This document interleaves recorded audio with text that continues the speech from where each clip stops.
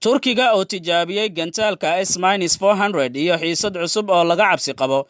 Turkiga ayaa jimcihii habada u gamay gantaal meel u dhow xeebta badda madow ee Turkiga, halkaas oo la filayay in militariga ay ku tijaabiyaan nidaamkooda difaaca S-400 ee Ruushka sameeyay.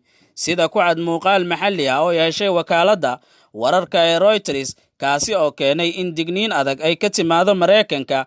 Muuqaalkan oo laga soo duubay magaalada xeebta ku taal ee Sinop ayaa muujinayay qiiq habada isku shareerayay. Maalmihii la soo dhaafay, Turkiga ayaa soo saaray ogeysiisyo xadidaya habada iyo biyaha aagga xeebta si loo ogolaado howlgalka tijaabada gantaalahan. Sarkaal Mareykan oo aan magaciisa sheegin ayaa tilmaamay in Turkiga uu jimcihii tijaabiyay nidaamka difaaca S-400, laakiin ma uusan bixin faahfaahin.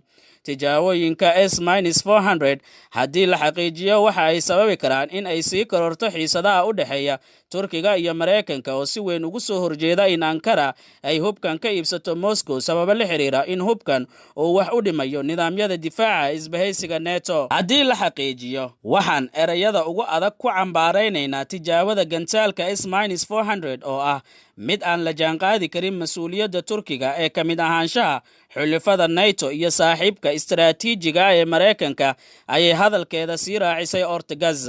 Wasaaradda gaashaandhigga ee Turkiga ayaan beenin ama aan xaqiijin in gantaaladan ay tijaabisay.